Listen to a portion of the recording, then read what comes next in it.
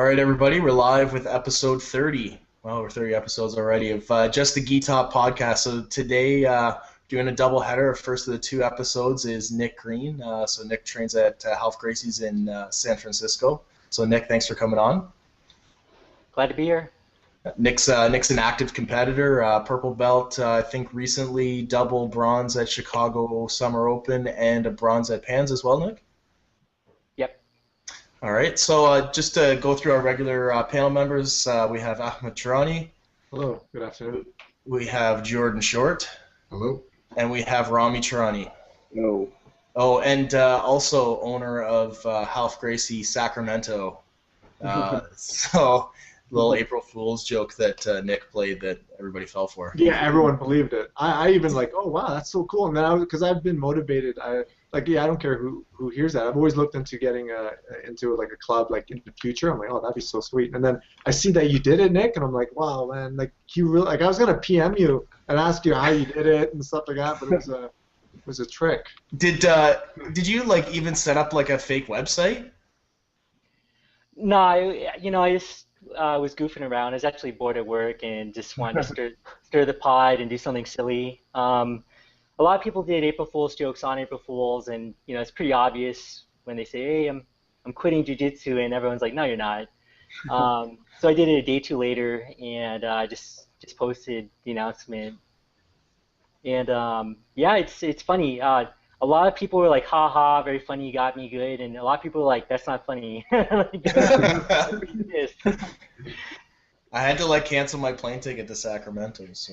Was it Sacramento or Palo Alto? It was Palo Alto, man. Oh, was it? Yeah.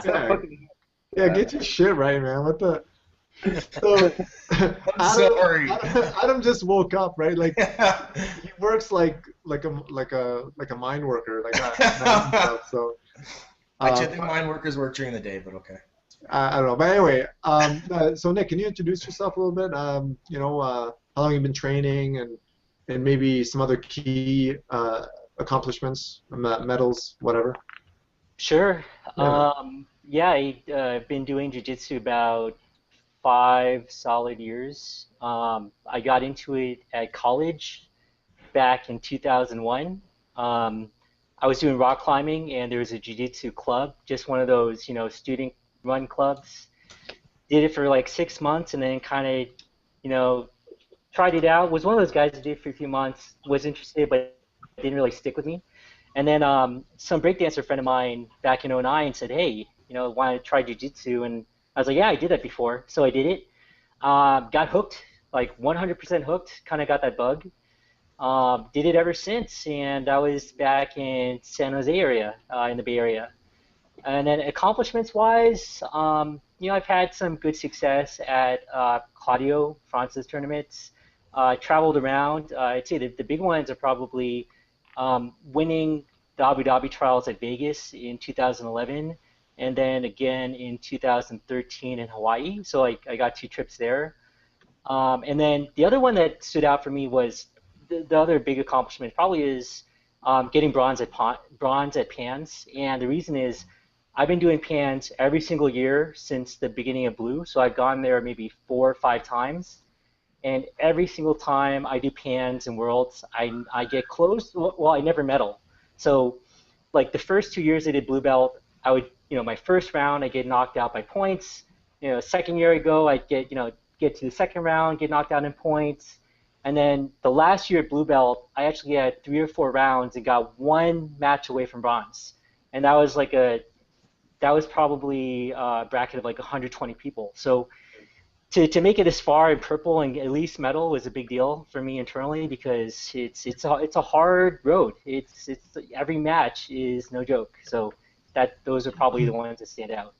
So Nick, when Rami was here maybe 2 weeks ago or so, I bring you up often because you could say I'm sort of a fan of your ethic. No, seriously. I know this might sound corny. I'm like, no, but Rami, do I not? Yeah, you do. Yeah. You know why, Nick? You know why? Because maybe people don't know, but you also hold a career, right? You're I don't know. You're over 30. I just don't know how old. How, if you don't want to ask him. Yeah, I'm 32.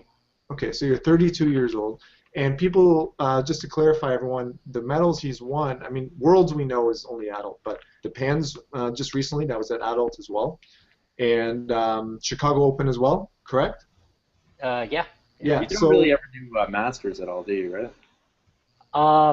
No, I've wanted to do senior Masters Worlds. That's kind of on the to-do list, but I haven't done any Masters yet. yeah, so yeah, I guess where I was going with that is, well, when do you plan to make that jump, if at all, if ever? Do you know what I mean? Like, do you have a plan? Like for me, I said, at 40, I'm gonna do it pretty much. I figure that's a good goal. But how about yourself?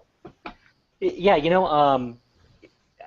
it's really how my body feels, and so far I still feel like I can hang with adults. They're really tough matches because everyone's in their prime. A lot of guys I go against are as young as 18 or 19, and some of them are in their mid 20s. So they're top physical shape. Some of them work full time. They train full time. So whenever I go against them, they have that one up on me. But I'm generally able to hang, and even when I lose, some of the matches are advantages. It's or ref decisions. They're really close.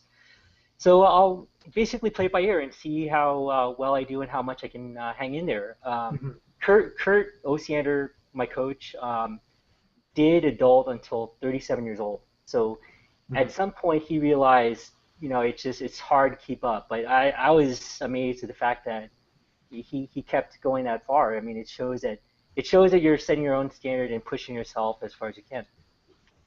Well, especially like this day and age too, right? Because you've got so many people that are training full time, right? So, here you are, a guy that's technically out of the age division. Not only that, but like you said, right? You're holding down a full time job plus training on the side. So it's impressive. Like a bronze at Pans is no joke, but a bronze at Pans at purple against some guys that this is their livelihood is extremely impressive. How often do you train now, Nick? If you don't mind me asking. Yeah, when work and school is in play, and it's pretty busy with that, I'd say 3 to 4 times a week. So it'd be like every other day on the weekdays, and then, I do like an open mat if I could on Sundays. When there's a competition, I'll probably do every day the week before, but often it's 3 to 4 times a week. Jeez. So just another quick question. In regards to training, that is, are you like, do you train like okay, for all those who don't know, I also follow him on Instagram as well, so it shows you workout and whatever. So do you also incorporate any sort of weights, any sort of strength and conditioning along with your jiu-jitsu, or? Yeah, I mean, I suffer from not doing much cardio or much, outside physical fitness. So, if I'm in the office all day, I'll try and go to the gym late at night, and sometimes late at night's the only time I can do it. So, and this is real. I'm not kidding. Like I'll work 9 to 5. I'll go to business school 6 to 10, and then I'll go to the gym from like 11 to 1 a.m. Or sometimes there are certain work weeks where I'd have to get up at 5 a.m., work out from 5 a.m. to 7 a.m., and then go into work at 8. Jeez. And is that like something? Because like I don't think I've ever actually asked you, but is that something where you're always thinking about jiu-jitsu in general? Like, is that because you're going to be doing a tournament soon, or is it just because you kind of need that physical fitness for yourself? I think it's both. I think sitting in a desk all day, you just have to do something to keep active. And if I can't train all the time, like maybe I got class, maybe I got to work after work. I'll just go to the gym because it's a 24-hour gym. It's just to stay active and just to keep my body fit. I think you kind of realize if you miss a day of working out or doing some sort of physical activity, your body starts to feel it the next day.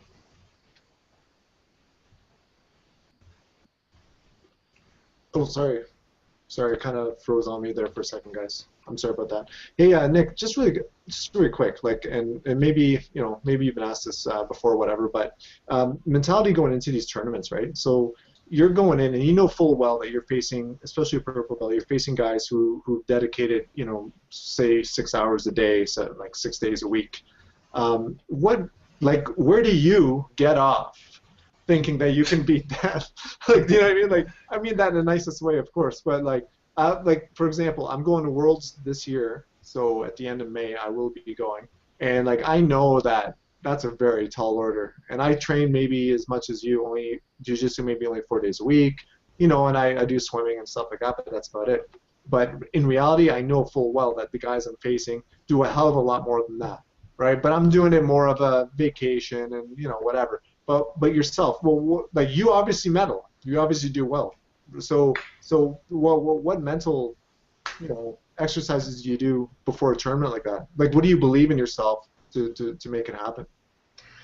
I think it's playing the right strategy into a match, and I think a very good example is back when I was a blue belt, I noticed that wrestlers would win, certain matches, and they would be like, not have much jiu-jitsu experience or be, wrestling background, and beat sometimes that blue belt that was on their third year at being a blue belt.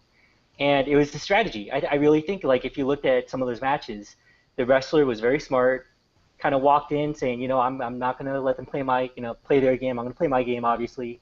But they would do something where they would say to themselves, okay, if I take this guy down in the first 1 or 2 minutes and then hold him down, this is not thinking about stalling too much, but hold him down and not really let him do any type of sweep and just, play that game, I'll win the match. And you'd actually see wrestlers win.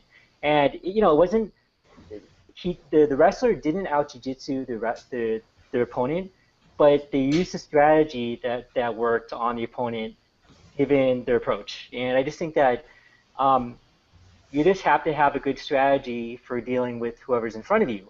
You can sort of pre-plan it and say, okay, if this guy is a guard puller, then I'm going to pull guard first, and then they're going to have to go into their secondary top game, and if their top game's not good, then I have the advantage.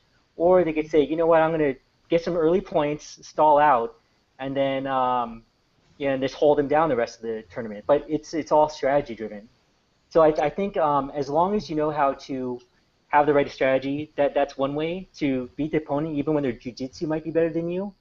And then the other is just, I think, time management. You will see people burn themselves out the first 3 or 4 minutes, and then the last few minutes they're dead, right? They like, from a hypothetical standpoint, they didn't use their time management wisely, right? As opposed to other ones where, they only use 50% energy, they hold out a few minutes, maybe it's a tied match, and then the last 2 minutes they go for a very good strong sweep, and then, the time's out, and then they win on 2 points. So I think those keys of strategy and then time management help you lead. Well, it kind of factors into a higher likelihood of success of you winning the match, but those aren't necessarily points about skills in jiu-jitsu. It's just trying to win the game or trying to outsmart the opponent on the game. So do you scout out your bracket, like, to do that? Like, so you were saying earlier, for example, so-and-so, if they have a good guard game, then you pull guard first. Like, do you scout the competitor list, or do you just kind of make that decision right on the fly? Like, do you know what I mean? Actually, this is a really good question you bring up. So I walk into a tournament not looking at the bracket, not thinking who's going to be in it or who's going to be in front of me, because then I think about them too much, and then I worry, and then I can't focus on, if I do that too much, I don't walk in with a clear mind. And I almost think that the best way to go into a match is a clear mind, not being biased, not being worried, not being overconfident, because that will always kind of set you up for the unexpected, because the match will never go the way you think it will. You think that you'll pull guard, and then they pull guard, and then you're thrown off. So if you study the opponent too much, you're kind of stuck under that paradigm. What I do notice is that it can hurt me as well. I'm just kind of calling that out. So at Chicago Open, a pretty good friend, blue belt from Nova União, said in my first match, he says, "Hey, that guy's a wrestler. He's going to do a fireman's on you." And I thought, okay, he looks like a wrestler, but whatever. And I didn't study him. I didn't look at my bracket, and I just walked into it. So, I'm always pretty cautious with wrestlers in general, and I try and stay away. But I mean, I could even send you the match, but the first minute he got a fireman's on me, and he actually got it good. So he started the match at 2 points, and then I had to fight uphill for the next few minutes to get 2 points on him, and then we had some advantages, and I just eked by like 1 or 2 advantages beating him. Like it was really close, and that was my first match, and if I lose the first match, I'm out basically. So that said, it's weird because if I studied him, it could have gone two ways. I could have studied him and then got scared and said, and then I'd freeze up like a deer in headlights because I'm worrying too much about his game, right? Or studying him might have been good because I would have been like, oh, he's a wrestler. I'm not going to play around. I'm just going to pull guard within as soon as I touch him, I'm going to pull guard right away so he doesn't have any chance of doing 2 points. So the funny thing is, I still take the approach of not studying them because if I study them, I could have tried to, beat them at their own game by being prepared, but it could backfire, and then I freak out, and then I worry too much about their game. So whatever the case, I just try and stay neutral and go in with my own game plan, and it can mess me up or it couldn't. And it's funny because if you look at the match I talked about, it actually did mess me up, but I adjusted on the fly, and I just kind of kept a clear mind to do what I was trying to do. So I think with that said, I don't know if there's a right or wrong to it. I just think that there's risks and benefits for either approach.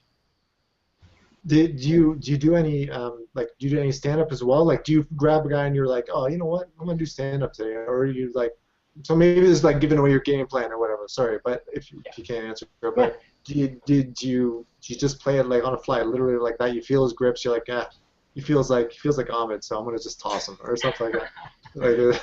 Yeah, it's funny because I got a good amount of judo from Heroes Martial Arts. They had some coaches who were from the San Jose State judo team, so they gave me some really good takedowns from judo, and then also I got some wrestling from them as well.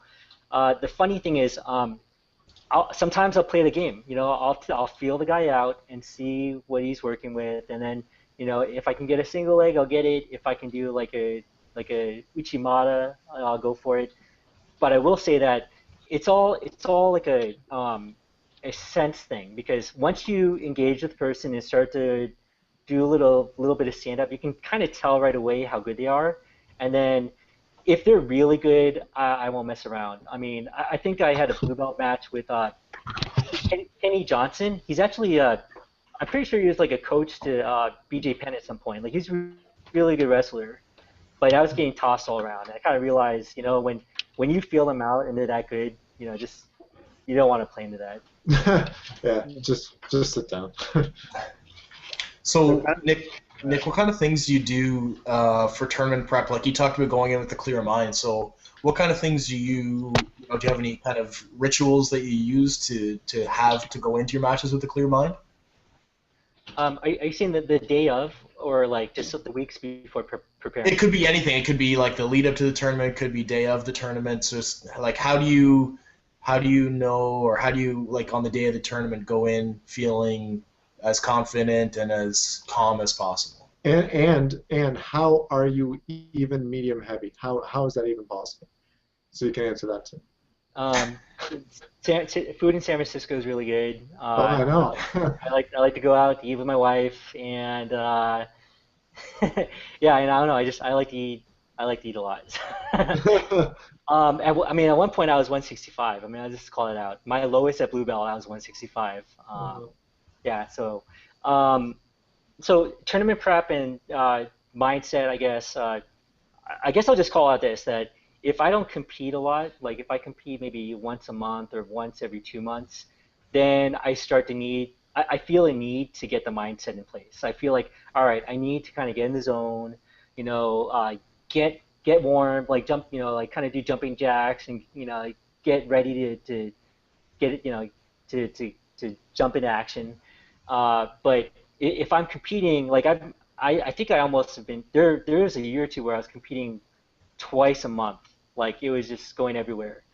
And when you compete that much, I think you don't really need to, because it's almost like just jumping into open mat. You're just like, all right, I'm ready to go, and then I pick my partner and, and then do my moves. I think I don't tense up or freeze up as much.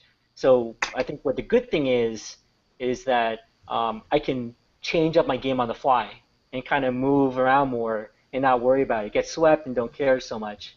Um, but the bad thing about competing frequently, in my opinion, is that you get too relaxed with what happens. Someone will pass you, like, oh, whatever, I'll figure out how to sweep them and pass them in the next 2 minutes. Whereas, like, when people take it really, really seriously, it's almost like they're hanging on a cliff, and they need to get their gripping again, and it's like super important. So I kind of see those 2 points to it. So in regards to the prep then, so what you're saying is that you just update, like I'm sorry, maybe I misheard it, guys, so you can correct me if I'm wrong, but when it comes up to a tournament, whatever, it's no big deal for you because you've just done so many of them in the past? So is that how you prepare, you mean? Or I'm sorry if I missed it. No, I think I don't need to do mental prep because in a sense, I'm competing so much that it just feels normal. It doesn't feel like like how if someone does a speech in front of an audience, they have to kind of prepare, like rehearse and all that. I don't feel a need to do that as much if I'm competing frequently because it's the equivalent of speaking a lot, like being one of those people that goes on tours and does all these like motivational speeches. But if you don't do that often, then you kind of have to prepare, kind of have to get ready for the audience. So that's sort of how I see it. I don't have to change too much.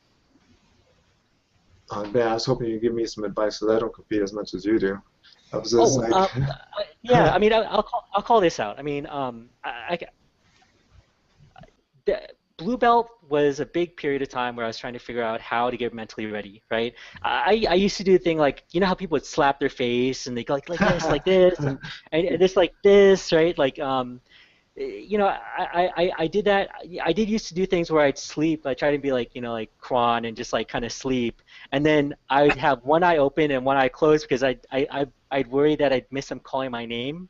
So I try and act all sly, like in the bullpen, like like sleeping like this, even though I'm like really like this, like trying to pretending I'm asleep, and people would be like, "Is that guy sleeping?" I'm like, "Shh." I'd be like, "Shh, I am sleeping."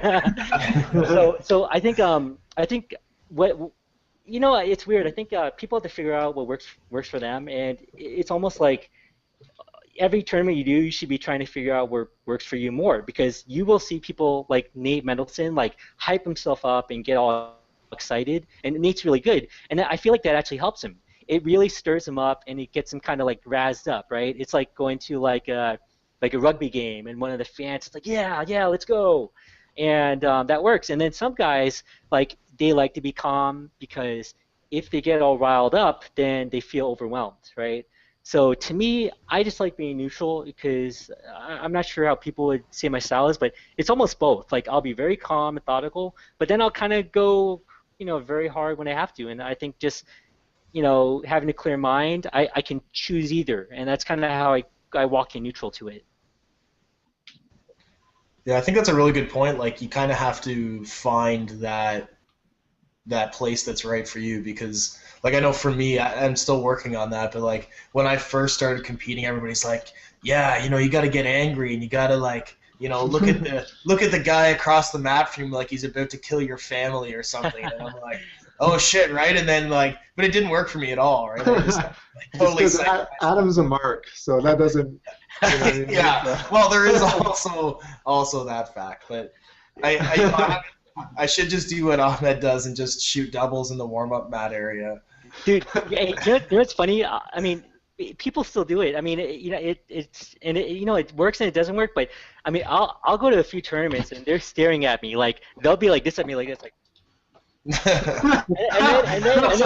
and then I'll look at them. I'll be like this, like me. I'll be like looking left, looking right, and then I'll like look behind me like. It's like they're staring at me. It's really. I actually kind of get scared. I'm like, Like I kind of go to the bracket guys like, who am I going against? And they're like, oh, it's that guy. It's like, oh, okay, like that makes sense. Does that happen still at purple belt? Like I like to think that the douchebags are like all filtered out by then. Like just guys walking around mean mugging people. Yeah, mean mugging and like, cause you guys notice in purple belt, well, not Adam, sorry, but you guys notice that like at purple belt, the mohawks and the tattoos slowly go away. I'm not saying if you have a tattoo, you're a douchebag. I'm not saying that because those are cool. Don't get me wrong. But what I'm saying is that do you notice that like the intimidation factor slowly bleeds away? Am I wrong, Mr. International Nick? You tell me. Like, is that a fair assessment?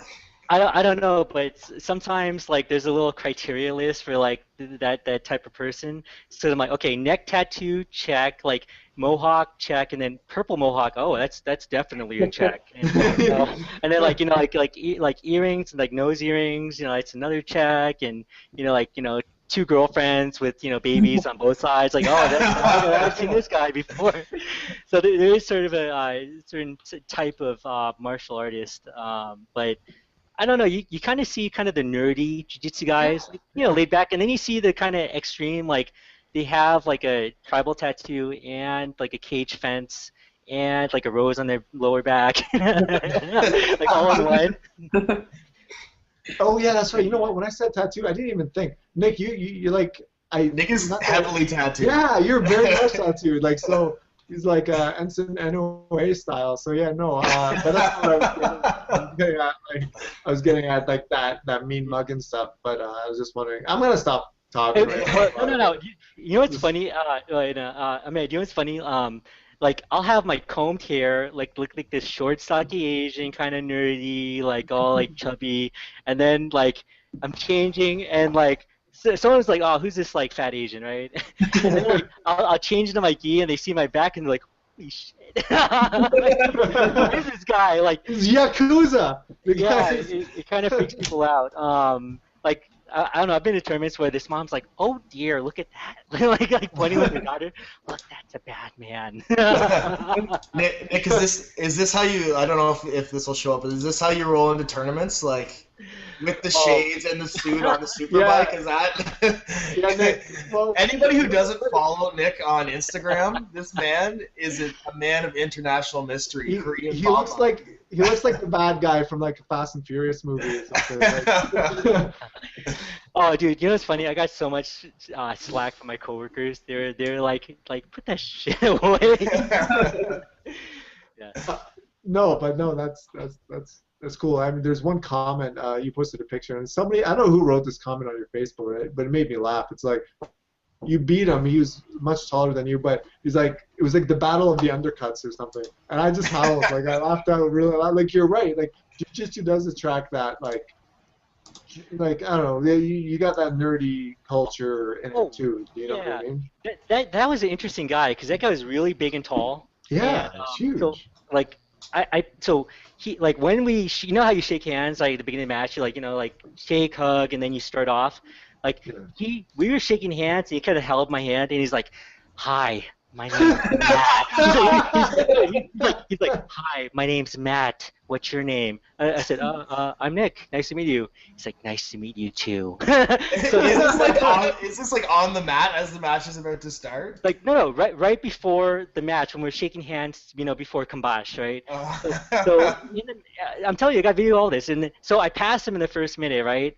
And then, like, right when I force a pass and all that, I hold side control, and then he's like on the bottom, and he's like looking up, and he's like, "That was a really good pass." Like he's all calm too. He's like looking at me, like nodding his head, like. It's like I'm not gonna look at you anymore. What happened with that match? Did you submit him or? No, he I passed him, and then he reposed, and then I pulled guard, and he got in the top game, and then. He smashed me in the deep half, and I could not get out, and I had to stall him out. I mean, I'm sorry, I had to fight as hard as I could to try and do moves for the next few minutes. But so it was 3-0, but man, he was actually pretty good on top. I couldn't do anything, but it was just very weird. I don't know have you guys seen Wedding Crashers? Remember that gothy guy that did paintings of like Owen Wilson or yes, remember? Like cuddling with him at night, and it was I painted this for you.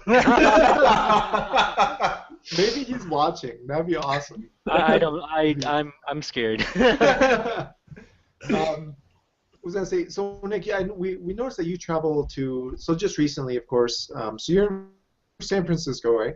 Yeah. So you traveled over to travel at PANS, which is in Los Angeles. No, is it in Long Beach or I don't know. Irvine. Anyway, Irvine. whatever. Anyway, so it's far away. There's Chicago. You travel a lot for IBJJF tournaments. Are you an exclusive IBJJF competitor? You mean with the membership card? Right. Yeah. I don't really need one at this point until brown belt. It's required, so maybe in 2 or 3 years I'll need it at brown belt. So. But I think Ahmed was saying more like, do you only just do? Yeah. Sorry, that's what I meant. Oh, Yeah. oh, yeah. You know what? No, I like doing different tournaments, especially after helping promote or throw that KO finisher event. More and more, I've been just. It's fun to see how people run them, and it's fun to see the different styles. I've done, Gracie Nationals, done a bunch of local ones, the Abu Dhabi series. But there's others too. Like I want to do Gustavo Natis's Arizona State Championship or Arizona Open. I've heard that he runs a really good tournament. It's like Claudio. It brings all the people from the Arizona area. So there's a few other promotions that I'd want to check out, like ADCC. How they have those qualifiers. Next one that comes up, I definitely want to do that too. What do you the next? Sorry, I'm gonna interrupt you, Adam. What do you kind of think is like the next step? Because I know, like, obviously, I know that you were working on the KO finisher and like you were like really pushing for the whole sub only format. But where do you think jiu-jitsu is headed more so? Do you think it should stick with points? I mean, there was even the Metamoris matches that were going on, and it's caused a lot of discussion. Where exactly is your opinion lie? I think that there's space for both, and there's reason to have both. I think there's space to have a point system for tournaments, and there's a space to have submission only. And I say that because when you get into submission only, you play into that system where there aren't always definitive wins. Meaning that if both competitors can't submit each other, then you kind of have to leave it to the ref, or you can do extended times, and again that kind of takes away from a definitive win. Well, it is a definitive win if you submit them, but you have to deal with matches where there's a lot of more draws, and that's kind of an issue in itself. With points, right? Points are advantages and disadvantages sort of kind of blur the line, right? It can be subjective on the referee, but with points, a sweep is a sweep, right? Like a clean takedown is a clean takedown, a pass is a pass, right? So when you use that system, people can have something that they can measure and some sort of action that they can demonstrate to show that merits winning, right, via points. So I think that both of them have a space in here. I think traditionally submission only follows the spirit of jiu-jitsu more, but I think there's a lot of reality that is based on points with how allowing it to work with competitors more. So I almost feel like you can't go 100% points, and you can't do 100% tournaments where it's submission only. It's going to be a mixture, and I think as you've seen with IBJJF, modifying their points and sort of revising how they do the system, we'll continuously see changes, and you see it with judo too. So I think the community is still trying to figure it out. So sorry for the long explanation, but that's my thought. Is there a particular format that you prefer, or that you maybe think works more towards your particular style? Good question. Sorry to be kind of vague, but I think both work. I think there's a reason to focus on points, because when you focus on points, it focuses on the transitions in jiu-jitsu. The transitions being passing, trying to get the back, right? And that's important because if you don't focus on those point system, you're going to lose the focus on transitions. Like what it means to pass, what it means to get a clean sweep, right, or a takedown. And then the submission's valuable too because it's about finishing, right? Some people will play the points tournament just to win on points, and not sometimes competitors don't even have it in their mind to submit the guy. All they want to do is get points and just kind of play it safe, right? So you just kind of see different perspectives with how those systems affect how people play their jiu-jitsu game.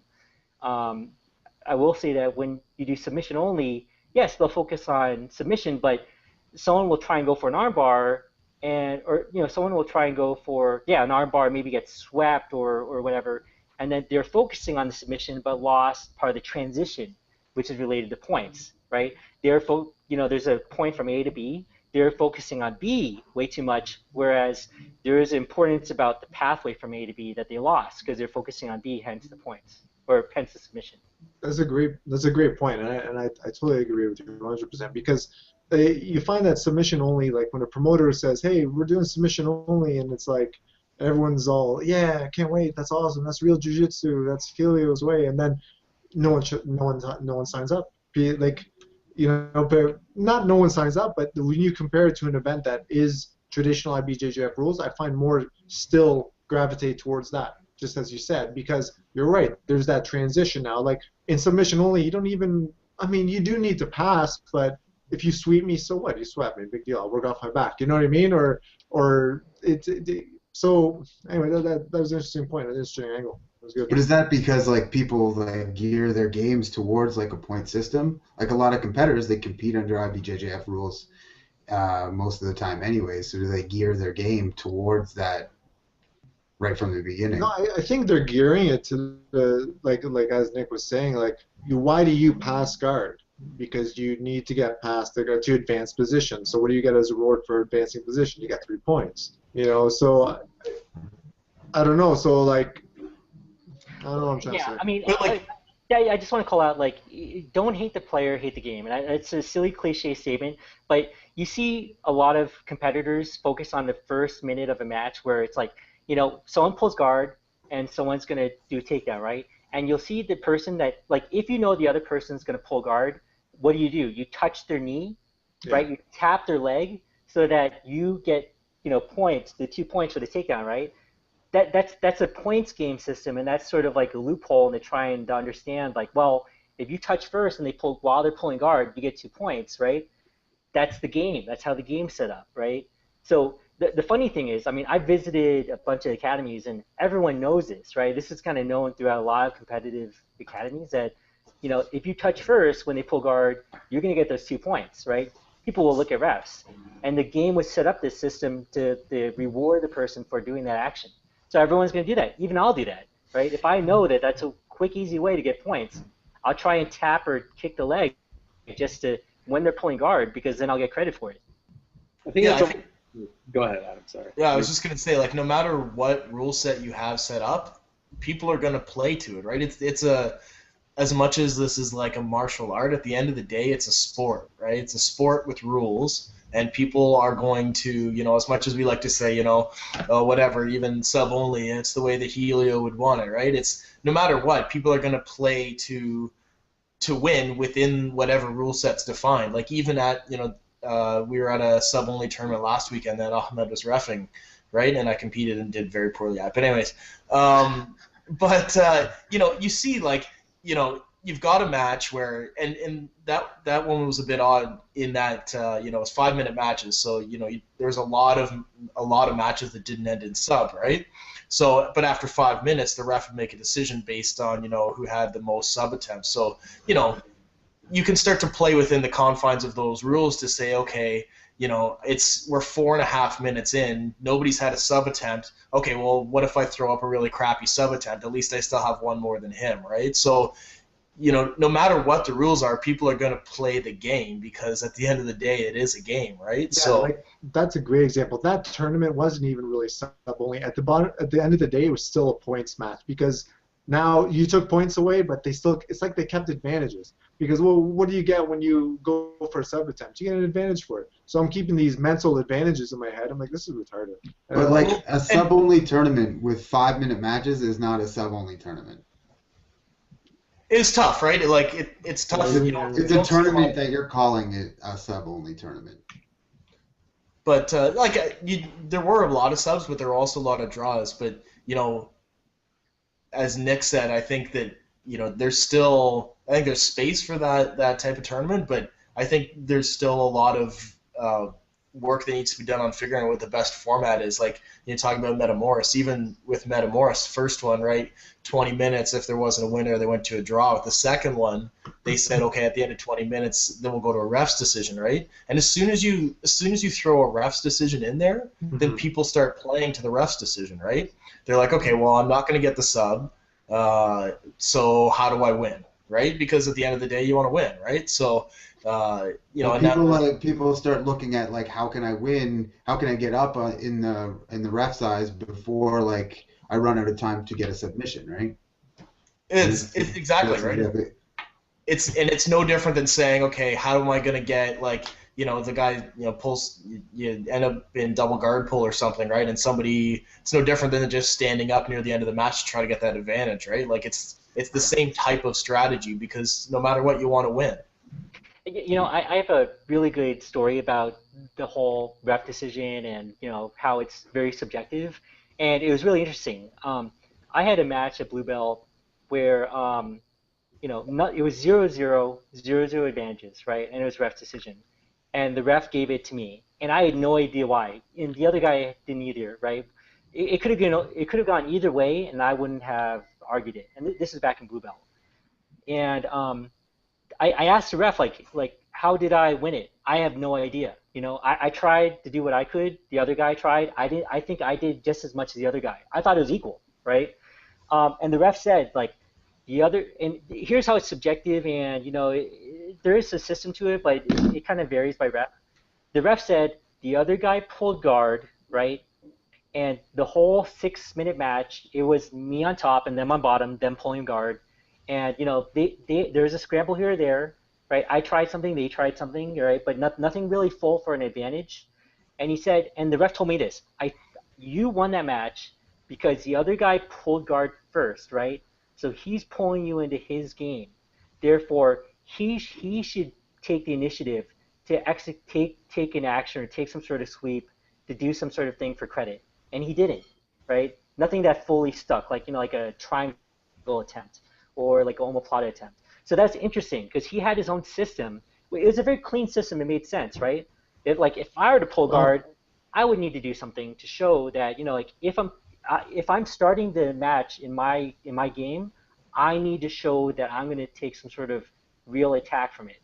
And he said because the other guy didn't, you won that, and it made sense, but it was subjective. I've never heard this in a book, and it's up to interpretation. Yeah. It is a good system. Like when it makes sense, right? Like he's making you play his game, therefore he should be the one that's on the offensive or the one that's got the better game from that point, right? It's almost a shame because it's like that. I know that a lot of people use that kind of system, but for I know you talk to some refs and they'll even tell you sometimes that it's just really random whose arm they'll raise too. So it's almost too bad that there's not some sort of way to. This ref is right-handed, so he's going to put everything on his right. Well, I remember, I was talking to Kurt Osiander one time. He was saying that he knew a lot of refs who, whoever tied their belt first at the end of a match, I think they'd raise his hand or something, and that way it was true for the longest time. I don't know if a lot of people. That's awesome. Hey, if I tie my belt first and I tie the other guy's belt right after, that's gotta be like a win, right? It's gotta be worth a win. Ooh, it's 2 belts. Nick, are you getting into any more of the promotion side of things? You had a successful show with the KO finisher. Are you looking at doing that again? Or? Yeah, so I have a partner or two that I'm working with. We were looking at doing San Francisco again in the fall, and San Francisco, obviously, we have good traction in our local area. The only thing is, it's a lot of work. Realizing how much work goes into these, I actually have a lot more respect for Ricardo from 5 Grappling and Dayan. from Five Grappling, because it's constant work with just trying to get people, like on board with the tournament and all the preparation involved. So that said, we're looking at a fall one, but it doesn't make sense to pull the trigger on it until we have the venue in place, have the staff, have some partners, have good sponsorship. So I think we're shooting for it, but we just have to do a lot of preparation to make sure that when we execute, it's done right. Oh, that's awesome. Speaking of Five Grappling, there, yeah, we know them well. We had them on the podcast not so long ago, and then it seems like it's their full-time job. You know what I mean? It seems like that's what they do, and so the fact that you were, again, this man's doing like a career. He's doing jiu-jitsu tournaments, running tournaments. Like, I don't know, man. You got a lot on your plate, man. It's amazing. Yeah. Respect. Thanks. So, yeah, I kind of want to slow it down. I think it's just worth to say that it is burnout, man. The first KO finisher was a ton of work, and then back in the back of my head, I said, no, I'll never do this again. It's just too tiring. But it was fun. There's a lot of reward in seeing people have fun with it and seeing a successful event. So I did the second one, and again, it was rewarding. People had a lot of fun. We had some good super fight matches, but it was super tiring. So I think I just have to keep that in mind because I don't want to burn out. Big moves, I don't know. All right. I'm just saying, I can barely run my life. and I don't win. Wow. That's the thing. It's like, I don't know. Anyway, that's good though, man. Big respect to that. That's amazing. Well, on that note, what a downer, Ahmed. That was. I know. Yeah, I didn't mean that. Like, look, no. Always end strong. That's a tiger blood. No, man. No, I got shit going on. Don't worry about me. Ahmed, you're really good, okay? So listen, Nick, you're not dropping the middle, are you? Are you doing middle? I don't want to draw you in middle. You're not going No, I like food too much. All right, good. Yeah. All right, that's good. You stay there. That's awesome. Okay, yeah, great. I'm done. I don't want to interrupt. Sorry, Adam. It's all right. Nick, do you have any sponsors or anybody that you want to thank before we wrap? Yeah, of course. So 3150. I want to give a shout out to Derek. 3150 is a Hawaiian brand. I think for the people, the whole vision of 3150s is really good because he really is grassroots, and it's funny because he's getting bigger, right? And you'll start to see people in Europe, in different countries, wearing the gear and getting excited over it. And they're starting to release their gis. They have the mono, really good, comfortable gis that I've used in competition. And I just want to call out, it's kind of cool to see a brand interact a lot with the jiu-jitsu community. And it's different belts, It's not like he's just, like keeping in touch and all the brown or black belts. Like, he communicates with blue belt, white belts, and kind of gathers them together. So that's really cool. And then Pahada Gear is also another sponsor I want to thank. There are actually some people that do jiu-jitsu at Ralph Gracie. And they made a really cool kind of artsy brand that is really cool. The art is actually really cool. So those two brands I want to give a shout out to. Yeah, nice. No, Adam's a big fan of Pahada. Big fan. Yeah. Like he was wearing the shirt every podcast. That's all Actually, it's shocking I'm not wearing it today, but yeah, it's a t-shirt. I love it though. It's in the background somewhere. Yeah, it's on underneath this shirt. I'm gonna take it off for the next podcast. There will be a wardrobe change. Yeah, that's right. All right. So everyone listening, we have another one in half hour to prepare for, and next week we have, don't know the day yet, Saturday or Sunday, I'll figure it out, but with Rolando Sampson, so make sure to check that out. He's tearing up as well. So there you go. All right. Yeah. So Nick, thank you so much for coming on today. Really appreciate it. Thanks, guys. Just want to say, because I'm close with Rami and Rami trains with me, that I think I he used to talk to me when you guys first did your podcast, and it was really new, and you're trying to figure out things, and yeah, that terrible, ugly logo, and he's like, what is this piece of shit? And I was like, yeah, it's a piece of shit. So, and anyway, I think it's really cool to see you guys grow. It's funny, a few years ago, Inside BJJ was the same way, and they've kind of really established themselves. And just from a fan perspective, I think it's worth calling out that now you guys, I'm hearing friends listen to you guys. I see you guys are getting really good guests and also having really good content in your interviews. So I think that's great because people love the sport. They're really they're obsessed with it. So to have an outlet like this, drive conversations where people can share stories, bond and just kind of interact is really good. So hopefully I'll see you guys hit episode 50 and 100, and I think there's a lot of good traction. A lot of people like listening to you guys. Wow, Nick, that's like the best thing anyone's ever said to me ever. Yeah, that's pretty podcast. I'm glad we have reach. I'm glad we have reach in California, because the problem is like, if you notice, nothing Canadian's ever good, right? That's the thing. And no, I'm being straight up. Like, do you watch a Canadian? Do you like, I don't know, like what, Nickelback and Canadian movies? And I'm sorry for the Canadian fans who like them, but yeah, but you know what I mean? Like, nothing really. So it's awesome that we have a little traction, like a little bit in the countries that matter. So no, I was just joking. Ahmed was born in Canada, but he's never really embraced Canada. Yeah, but a name like Ahmed, like, people don't treat me like a Canadian. I mean, that's the thing. I'm just okay. That's another topic. But anyway, so coming soon. Thanks a lot. Ahmed's gonna change his name to Andy pretty soon. So. I need to blend in. I'm the only one. I think I'm the only one here without like a Western name. I gotta. Even Rami can get away with it because it's like Rami. Like, it'll be Andy and Randy. Okay, on that note. But thank you, Nick. That's where I was getting at. I was like, that was awesome. Thank you very much. All right. Well, thank you so much for coming on, Nick, and thanks for the kind words, and thank you for sharing your story with us. Cool. Take care, guys. Thanks. All right. See you guys. Here goes.